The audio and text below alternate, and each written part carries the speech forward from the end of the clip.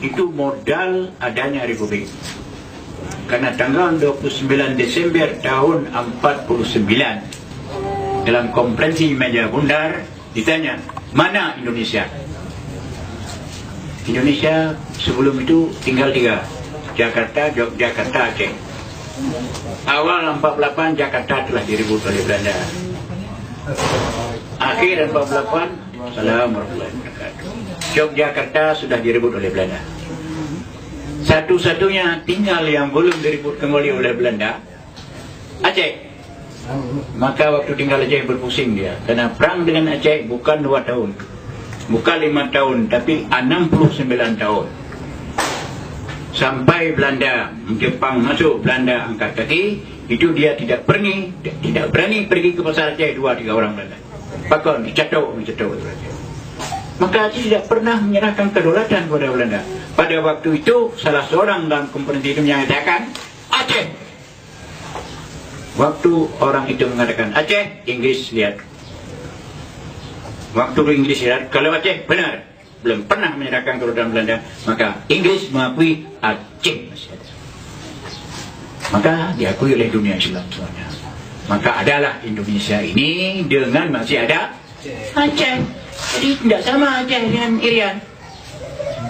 Menderita ya sama. Tapi itu modalnya oleh Aceh dulu. Bung Karno 4 kali datang ke Aceh. Datang pertama minta dukungan rakyat Aceh, ulama dan rakyat Aceh. Atas dasar apa saya bantu pada Abu Dawud beri? Atas dasar kebangsaan, saya tidak mau. Karena ulama-ulama dulu, pemimpin dulu Islam. Kalau ada dasar Islam, saya mau. Maka Soekarno mengatakan, saya akan berusaha mendirikan Republik ini atas dasar agama Islam, sekurang-kurangnya untuk Aceh. Tulis. Itu disimpan oleh disimpan oleh Abu Mansur sampai tahun 2007 macam pernyataan itu.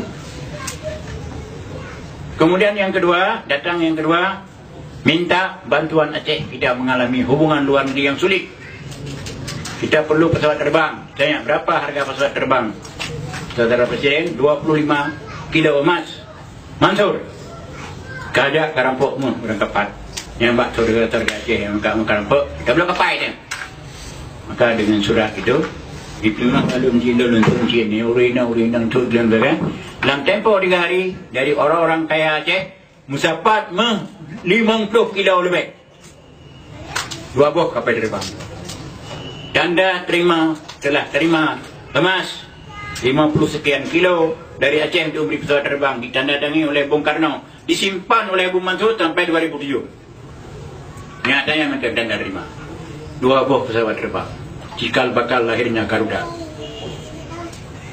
Sudah 2. Yang ketiga, minta supaya Abu boleh membangun TNI di Aceh.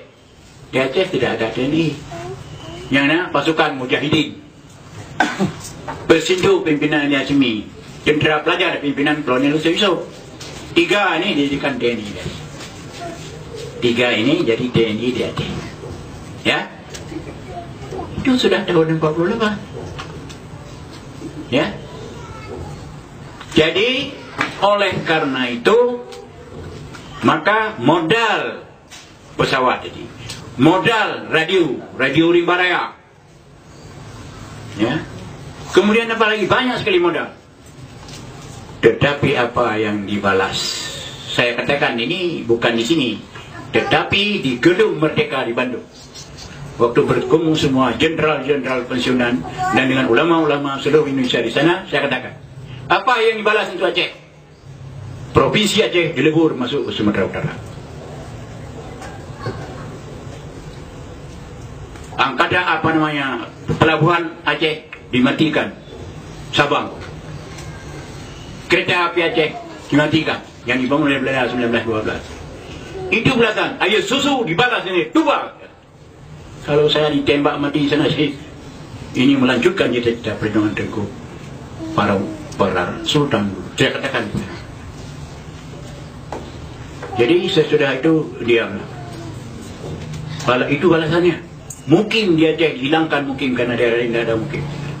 Ada 7 yang dijajah oleh Aceh. Oleh karenanya, kalau ini dilakukan seperti itu untuk orang Jogja, apa orang Jogja terima? Kalau seperti itu dilakukan pada Aceh, dilakukan oleh orang Jakarta, apa Jakarta terima saja? Ya, jadi oleh karenanya, lihatlah Aceh dengan mata kepala, bukan sebelah mata, kalau bisa dua belah mata. Karena itu emas berapa puluh kilo di lambang Bursa Jakarta itu dari mana itu? Dari saudara-saudara Aceh. Jadi jangan sama.